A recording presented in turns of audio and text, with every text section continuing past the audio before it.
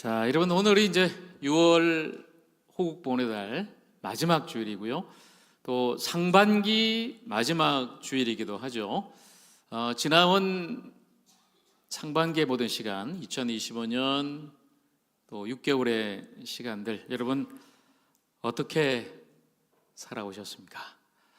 많은 일들이 있었죠. 우리 개인적으로나 또 가정에, 또 우리 교회, 또 우리나라 국가적으로도 많은 일이 있었지만 또 돌아보면 모든 것이 또 하나님의 은혜요, 하나님의 또 도우심이었음을 우리는 깨닫게 됩니다. 이제 다음 주부터 새롭게 또 하반기의 모든 시간을 맥주 감사절로 시작하게 될 텐데 지나온 시간들을 또 돌이켜 보면서 또 오늘을 생각하고 앞으로 남은 우리 하반기와 또 남은 우리의 모든 인생의 시간들도 오직 주님의 은혜로 살아갈 수 있기를, 그리고 주님께 맡기고 더욱더 주님만을 의지하며 오직 믿음으로 그렇게 살아갈 수 있는 저와 여러분 모두가 되기를 우리 주님의 이름으로 간절히 축복합니다. 우리는 역사를 돌아보며 현재를 생각하고 그리고 미래를 분별하는 지혜를 얻게 되죠. 그걸 우리가 이제 사자성어로 온고지신이라고 그렇게 이야기를 합니다. 그래서 오늘은 어떤 역사적인 사건을 먼저 제가 여러분과 잠깐 나누고 이걸 성경 말씀과 또 비교해서 함께 좀 나누려고 그러는데요. 여러분, 조선시대에 두 번의 반정 사건이 있었습니다. 반정이라 하면 여러분 좀 생소할 수도 있는데요, 반역과 반정을 우리가 먼저 좀 비교해서 이야기할 필요가 있겠죠. 여러분, 반역이라 하면 정당한 어떤 권위나 권세, 정보에 대해서 배반하고 대적해서 그걸 바꾸려는 그런 행위를 반역이라고 그러죠. 쉽게 말하면 쿠데타 같은 겁니다. 그런데 이 반정은 잘못된 권세에 대해서 바르게 그걸 고치기 위해서 그걸 뒤집어 엎는 것, 이걸 반정이라고 그러죠. 이건 우리가 보통 혁명이라고 그래요. 그래서 반역과 반정은 완전히 다른 말이고요. 조선시대는 그래서 두 번의 반정이 있었는데, 자, 제가 보여드릴게요. 역사적으로 중종 반정이 있었고요, 1506년도에. 그리고 인조 반정이 1623년에 있었어요. 그래서 이전에 폭군이었던 왕을 몰아내고 새로운 이제 왕정, 새로운 왕을 옹립하고 이제 바꾼 걸 우리가 반정이라고 그러죠. 첫 번째는 이제 연산군을 몰아내고 중종이 왕이 됐고요. 두 번째는 폭군이었던 광해군을 몰아내고 이제 인조가 왕이 됐습니다. 자, 그렇다면 여러분 생각해 보세요. 이 폭군들, 사실은 이 왕들은 나중에 이제 반정으로 뒤집어진 왕이니까 왕의 시호도 안 줬어요. 보통 우리가 이렇게 중종, 인조, 우리가 잘 아는 세종, 이렇게 왕의 시호를 주는데 쫓겨난 이 왕들은 이제 왕의 이름도 없고 그냥 군이라 부르죠. 그래서 딱 두 사람, 연산군, 광해군이고요. 이 반정으로 세워진 그러면 그 왕들은, 그리고 그 정권, 나라는 계속해서 잘 이어갔을까? 제가 역사를 찾아보니까 안타깝게도 그렇게 되질 못했죠. 처음에는 아주 정의롭게 폭군을 몰아내고 또 반정으로 새로운 나라를 세우고 새로운 왕이 섰지만 마지막 끝에 가면은 결국은 뭐 권력에 흔들리고 또 민심은 떠나가고 나라가 또 어려운 일을 만나는 그런 일이 많았다는 거죠. 중종은 나중에 이제 막 신하들하고 아주 권력 싸움 때문에 많은 사화를 일으켜서 많은 신하들을 막 죽이기도 하고, 인조는 여러분도 아시겠지만 새로운 왕이 세워지자마자 이괄의 난이 생깁니다. 발생해요. 그래서 완전히 또 쫓겨날 뻔하는데 다행히 왕자리는 지켰는데 나중에 외교를 실패함으로 청나라가 우리나라에 쳐들어오죠. 그게 바로 병자호란이에요. 그 때문에 온 나라가 그 청나라한테 완전히 짓밟히게 되고, 이 인조도 나중에 이제 청나라 황제가 이제 우리나라 와서 꿇어라, 그걸 이제 삼전도의 굴욕이라고 그러잖아요. 자, 지금 서울에도 송파구에 가면 아직도 그 역사 터가 있는데 그 꿇어요. 아마 그런 생각하겠죠. 내가 이러려고 반정을 해서 광해군 쫓아내고 왕이 됐나? 처음에는 뭔가 새로운 나라를 건설하고 잘 해보려고 그러다가 그 너무 어렵게 이제 마무리를 하게 되는 그 왕의 모습을 보게 되죠. 자, 오늘 성경에도 비슷한 왕이 나옵니다. 오늘 본문의 주인공인 요아스 왕이에요. 요아스 왕. 이 요아스 왕도 처음에는 반정으로 왕이 됩니다. 어릴 때 악한 왕이었던 여왕 아달랴를 물리치고 그가 왕이 됐지만, 쉽게 말하면 오늘 말씀 제목처럼 용두사미로 끝나게 돼요. 용두사미. 반정으로 시작했지만 마지막에 반역으로 끝을 맺는 용두사미의 왕 이 요아스. 사실 여러분, 우리가 잘 아는 말씀처럼 너의 시작은 미약하였으나 나중은 창대하리라, 이렇게 되면은 얼마나 좋겠어요. 그런데 완전히 반대죠. 처음에는 거창하게 반정으로 세워졌다가 마지막에는 너무너무나 비참한 말로와 또 끊임없는 하나님께 대한 반역과 또 패역으로 끝을 맺게 되는 이 요아스 왕의 이야기. 저는 이 이야기와 이 말씀을 통해 우리 자신들을 한번 돌아봐야 되겠죠. 반면교사 삼는 거예요. 나는 지금 어떤 신앙생활을 하고 있는가? 자, 여러분, 올해 2025년도도 벌써 반년이 지났습니다. 세월 빠르죠? 얼마 전 저와 여러분이 이곳에서 송구영신 예배 드리면서 우리 새로운 한 해 2025년은 더 소망의 한 해로 주님 잘 섬기고 또 주님 뜻에 순종하면서 또 주님의 은혜와 사랑 마음껏 누리는 그런 한 해 되길 원합니다라고 시작했는데 벌써 반이 지났단 말이에요. 자, 그러면서 우리를 돌아보면 나는 지금 어떻게 살고 있는가? 그리고 어떻게 주님을 섬기고 또 신앙생활을 하고 있는가? 나의 처음을 한번 생각해 보십시다. 여러분이 언제 예수님을 믿고 언제 주님을 섬기게 됐고 또 언제 우리 하족교에 나와서 또 주님이 맡긴 사명을 감당하게 되었는가? 우리의 시작, 그리고 오늘의 우리의 삶과 신앙생활, 지금 내가 주님 앞에 갖고 있는 이 마음의 자세, 예배하는 태도, 그리고 과연 나는 내 인생의 끝에 어떻게 주님 앞에 설 것인가? 언젠가 누구나 다 주님 앞에 서는 그 순간이 찾아올 텐데 나의 마지막은, 내 삶의 마지막과 내 신앙생활 그 길의 마지막 끝은 과연 어떨 것인가? 다시 한 번 더 생각해 봤으면 좋겠습니다. 오늘 이 요아스 왕의 이야기를 통해서 진정으로 저와 여러분이 용두사미로 끝나는 그런 인생이 아니라 초지일관으로 끝까지 믿음 붙들고 사명 감당하고 하나님의 은혜와 사랑을 누릴 수 있는 그런 주님의 사람 될 수 있기를 먼저 주님의 이름으로 간절히 축복합니다. 자, 여러분, 요아스의 출생부터 사실은 기적이었어요. 그 당시 유다를 다스리는 왕은 여왕입니다. 이스라엘의 남유다의 유일한 여왕이었던 아달랴. 이 아달랴를 여러분이 잘 아셔야 돼요. 어떤 사람인가? 앞서 여러분 엘리야 선지자 말씀드릴 때 아합 왕이었죠. 북이스라엘의 가장 악한 왕, 우상 숭배를 극심하게 바울과 아세라를 숭배했던 그 아합 왕. 그 아합 왕에게 이세벨 왕비가 있었어요. 사실 이 왕비가 더 문제였죠. 그리고 갈멜산에서 엘리야가 바알 선지자들을 딱 쳐 죽였을 때 엘리야를 죽이려고 했던 사람이 바로 이 이세벨 왕비. 자, 그래서 이 아합 왕과 그 이세벨 왕비 사이에 태어난 이 공주가 바로 아달랴입니다. 그 아달랴가 남유다로 시집을 와요.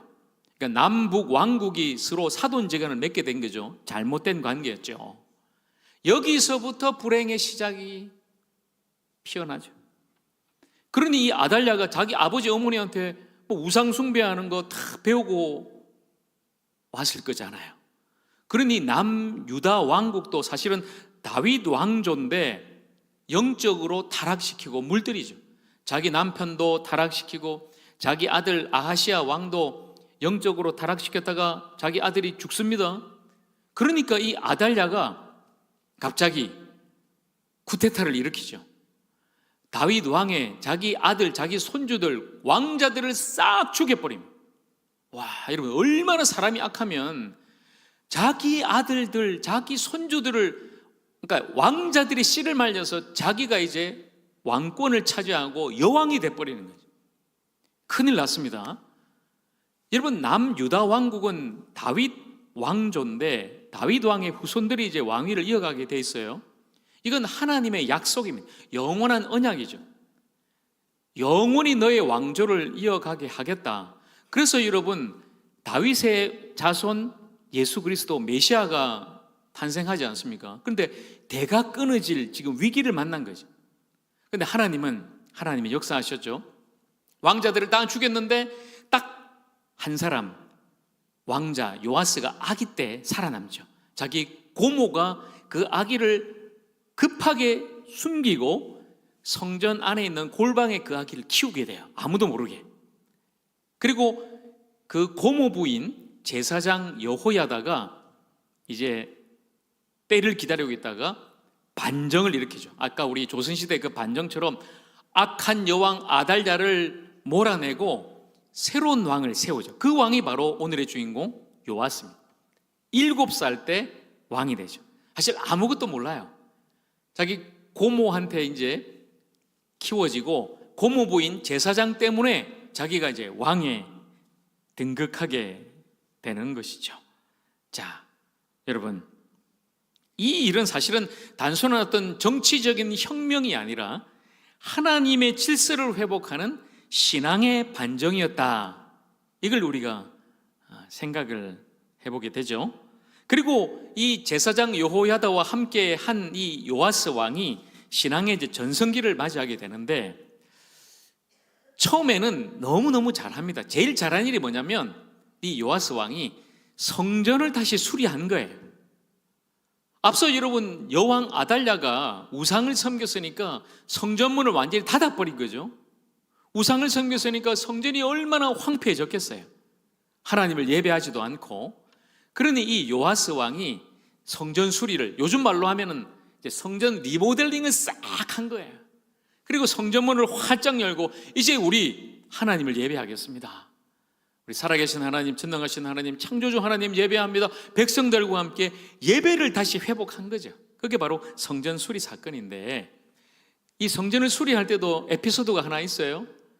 성전 수리하려면 여러분, 우리도 이제 우리 교회 내년이면 80주년인데 우리 교회 뭐 외벽 수리도 좀 해야 되고 새로 해야 되는데 재정이 많이 들잖아요. 그래서 백성들이 그 성전 수리하기 위해서 헌금을 했는데 뭔가 일이 빨리 안 되는 거죠. 자꾸 뭔가 재정이 새는 것 같아요. 그래서 이 요아스 왕이 기발한 아이디어를 냅니다. 저 성전문 앞에다가 헌금궤를 만들어요. 자, 이게 여러분 최초의 헌금함의 시작이죠. 우리 교회도 여러분 저 뒤쪽에 여러분 들어오시는 문 앞에 보면 이 헌금함이 있지 않습니까? 거기다 여러분 들어오시면서 헌금을 넣죠, 그죠? 이걸 누가 만들었냐면 바로 오늘 이 요아스 왕이에요. 나무 궤에다가 구멍을 뚫어가지고 헌금함을 만들고 거기다가 성전 수리비 백성들이 하면은 모아서 성전 수리를 깨끗하게 하고 하나님을 예배했죠. 예배를 회복한 일이 얼마나 귀한 일입니까? 영적인 멘토 때문에 할 수 있었죠. 멘토의 중요성이에요. 오늘 말씀 12장 2절 말씀에 보면, 자, 2절 우리 같이 읽어볼까요? 요아스는 제사장 여호야다가 그를 교훈하는 모든 날 동안에는 여호와 보시기에 정직히 행하였으되, 요아스 왕이 하나님 앞에 정직히 행하고 또 성전 수리하고 하나님을 예배하고 잘 했습니다마는 중간에 뭔가 단서가 붙어 있잖아요. 자기를 왕으로 세워준 영적인 멘토인 이 제사장 여호야다가 살아있을 동안에는 잘 섬겼다. 자, 그렇다면 그 여호야다가 없을 때는 어떻게 했을까요? 이 문제가 생기는 거죠. 그러니 여러분, 영적인 멘토가 얼마나 중요한가? 혹시 여러분에게는 신앙의 멘토가 있으십니까? 야, 내가 신앙생활 하면서 하족교회 다니면서 저 장로님, 저 권사님이 나의 신앙의 모델이야. 나도 저분처럼 그렇게 주님 섬기고 저렇게 예배하고 저렇게 기도하고 저렇게 하고 싶어. 혹시 그런 멘토가 있으세요? 아이들에게는 또 부모님이 될 수 있고 우리 교학교 교사 선생님이 될 수 있죠. 또 누군가에는 목회자가 될 수 있고 굳이 그 교회 담임 목사가 아니라도 내가 잘 따르고 또 영적 멘토로 삼는 또 이 땅에 많은 영적인 리더가 있지 않습니까? 필요해요. 중요해요. 영적인 멘토로 삼는 거. 그러나 여러분 보세요. 문제가 여기에 있습니다. 내 신앙이 이 멘토에만 의존하고 있다면, 이 멘토가 사라지면, 나를 지도해주고 조언해주고 이끌어주는 이 영적인 멘토가 사라지면 내 신앙도 함께 무너지더라 하는 거죠. 예를 들어 이런 것들이 좀 있습니다. 여러분이 신앙생활 할 때 목회자하고 관계를 잘 맺는 것은 신앙에 유익이 있죠. 좋습니다. 여러분 아무래도 설교를 들으실 때도 저 윤 목사 못 믿겠어 그러면은 설교가 들어오겠어요? 그런데 목사님하고 인격적인 관계로 저하고도 좋고 신뢰하고 존경하고 한다면 여러분이 설교 말씀도 잘 들을 수 있을 뿐만 아니라 신앙생활을 하는데도 굉장히 유익이 있겠죠. 그런데 그게 지나쳐서 만약에 저를, 특정한 목회자를 여러분이 너무 그냥 신뢰해버리면 그 목사가 만약에 타락하거나 무너지거나 또 떠나게 되면 그분의 신앙도 같이 무너지더라는 거예요. 내가 그렇게 저 목사님을 믿었는데 어떻게 저 목사님이 저럴 수 있어 하고 신앙이 완전히 파탄나는 경우가 많죠. 그리고 그렇게 내가 신뢰하고 좋아했던 목사님이 교회를 떠난다? 나도 떠날래. 나도 신앙생활 안 할래. 이렇게 되는 분들이 너무 많더라는 거예요. 여러분, 영적인 멘토도 중요하고 목회자와의 신뢰도 중요합니다만 사람을 의지해서는 안 된다는 거예요. 어차피 목사도 목회자도 영적인 멘토도 하나님 앞에 똑같은 연약한 인간에 불과하다. 멘토의 도움은 받되 그를 의지해서는 안 된다는 거죠. 여러분, 사람이 아니라 하나님만 의지하고 우리의 진정한 영적 멘토 되시는 성령님을 따라 그렇게 살아갈 수 있는 여러분 모두가 되기를 간절히 축복합니다. 꼭 기억하세요. 신앙생활 할 때 멘토가 중요하지만 사람을 의지하지는 말자. 자, 그렇게 여러분 영적인 멘토 요야다가 죽게 되자 요아스가 어떻게 됐을까요? 이게 중요합니다. 역대하 24장 말씀, 열왕기하고 똑같은 사건을 역대하는 이렇게 이야기하고 있는데요. 우리 17절과 18절 어떻게 됐을까? 같이 읽겠습니다. 시작. 여호야다가 죽은 후에 유다 방백들이 와서 왕에게 절하매 왕이 그들의 말을 듣고 그의 조상들의 하나님 여호와의 전을 버리고 아사라 목상과 우상을 섬겼으므로 그 죄로 말미암아 진노가 유다와 예루살렘에 임하니라. 아멘. 보세요 여러분, 여호야다 제사장이 살아있을 때는 요아스가 신앙생활 잘했어요. 하나님 섬기고 성전 수리하고 예배 드렸죠. 그런데 그 제사장이 죽고 나자 이 요아스가 완전히 지금 변절하게 되죠. 하나님 말씀 듣지 않고 자기 신하들의 말을 듣고 자기가 그렇게 수리하고 세웠던 성전을 버리고 우상을 섬기게 되는 것입니다. 여러분, 왜 이런 일이 일어났을까요? 여호야다의 신앙에 뿌리가 없었기 때문이죠. 겉으로 볼 때는 왕이었고 예배생활 잘 하는 것처럼 보였죠. 여호야다가 옆에서 그렇게 조언해주고 잘 케어해주고 이끌어줬기 때문이죠. 자신의 신앙이 없었다는 거예요. 억지로 그렇게 신앙생활 하다가 자신의 영적인 멘토가 떠나자 그런 완전히 하나님을 떠나고 신앙의 변절자가 되어버리고 말았습니다. 하나님이 요아스에게 계속해서 말씀합니다. 돌아와라. 선지자들을 보내서 하나님 말씀 듣지 않아요. 또 심각한 건 자신의 영적 멘토, 어쩌면 자기를 살려준 사람 아닙니까? 은인이죠. 다 왕자를 죽였을 때 자기를 살려준 고모 부인 또 여호야다, 자기를 왕으로 세워준 은인, 그 여호야다의 아들이 스가랴 선지자입니다.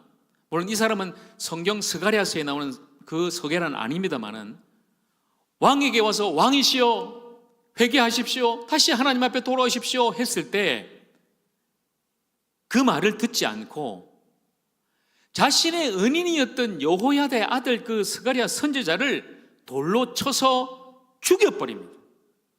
여러분, 어떻게 이런 충격적인 일이 있을 수가 있을까요?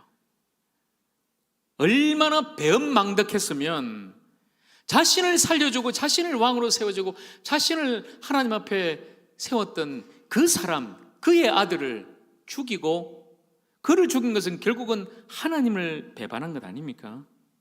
하나님이 그를 징계하죠. 요아스를 아람 군대로 하여금 예루살렘, 유다를 침공하게 합니다. 그럼 좀 깨달아야죠. 여러분 보세요. 여러분에게 찾아온 많은 일들을 우리는 영적으로 해석해야 되는 거죠. 하나님이 이 일을 통해서 나를 깨닫게 하시는구나. 하나님이 나를 돌이키라고 하시는구나. 하나님 나로 하여금 다시 엎드리고 회개하라고 하시는구나. 그런데 요아스는 전혀 듣질 않았어요. 오히려 더 인간적으로 그냥 가혹하게 그 아들을 죽이고, 적군이 쳐들어왔을 때도 적군의 왕에게, 아람 왕에게 금을 다 모아서 갖다 바치면서 나 좀 봐주세요. 여러분, 우리 같으면 어려움이 찾아올 때 하나님 앞에 엎드리고 주님 용서해 주십시오. 주님 도와주십시오. 주님, 제가 어떻게 해야 됩니까? 무엇을 내가 회개하고 무엇을 내가 다시 회복하고 어떻게 내가 주님을 찾고 다시 나가야 되겠습니까? 해야 될 텐데 사람에게 도움을 요청하는 거예요. 이 금 받고 좀 물러가 주세요. 마지막에 어떻게 됐을까요? 이 요아스 왕이 자신의 신하들에 의해서 암살당하고 반역으로 죽습니다. 비참한 말로죠. 처음에 영적인 반정으로 세워진 이 왕이 결국 용두사미로 끝을 맺는 이 비극적인 최후를 오늘 우리는 보게 되는 것이죠. 사랑하는 여러분, 오늘 이 요아스 왕의 이야기를 통해서 오늘 우리의 삶과 신앙을 좀 돌아봤으면 좋겠습니다. 신앙의 시작 중요하죠. 그러나 우리의 신앙 마지막도 중요하다는 거예요. 우리는 가끔 그런 이야기 할 때가 많죠. 우리 그때가 좋았어. 그때 내가 예수 참 잘 믿었는데, 열심히 주님 섬기고 봉사했는데, 물론 좋았죠. 그러나 오늘 어떠냐고요, 여러분. 현재가 어떤지, 그리고 우리가 앞으로 우리의 마지막이 어떨지, 날로 더 좋아지고 더 풍성해지고 더 열매가 가득하고 더 생명력이 넘치는 그런 우리의 삶과 신앙이 되어야 되지 않겠습니까? 날로 후패하고 쪼그라들고 아프고 힘들고 이런 삶이 아니라, 이런 신앙이 아니라 우리의 처음보다도 계속해서 우리는 더 깊어지고 높아지고 넓어지고 풍성해져야 되지 않겠습니까? 오늘 우리는 아하스를 반면교사 삼아야 합니다. 우리가 끝까지 변치 않고 초지일관하려면 무엇보다 여러분 기억하세요. 은혜를 잊지 않아야 됩니다. 요아스 왕은 은혜를 잃었거든요. 은혜를 기억하지 못했다. 그러니 그가 이렇게 변절하고 또 하나님을 떠나고 용두삼에 비참한 인생이 되어버린 거 아니겠습니까? 나 같은 죄인 살리신 그 주님의 은혜를 기억한다면, 나를 위해 대신 십자가에 죽으신 예수 그리스도의 놀라운 그 사랑과 그 십자가만을 다시 한번 바라보고 우리가 붙들 수만 있다면 우리는 끝까지 변치 않고 초지일관할 수 있다는 것이죠. 여러분, 영적인 멘토 잘 만나야 됩니다. 좋은 목회자도 만나야 되고, 목회자는 좋은 성도 만나야 되고, 맞습니다만은 그게 여러분 내 신앙이 될 때, 내가 영적으로 홀로 서서 내가 내 신앙으로 설 때 진짜가 되는 거예요. 우리는 타인의 신앙으로 구원받을 수 없습니다. 아버지, 어머니, 부모의 신앙으로 천국 갈 수 없어요. 할아버지, 할머니 신앙으로 우리가 서는 거 아닙니다. 목사의 신앙이 내 신앙이 아니에요. 아무리 크고 유명한 교회를 내가 다닌다고 해서 내가 결코 주님 앞에 신실한 성도가 될 수 없으면 너무나 분명한 사실입니다.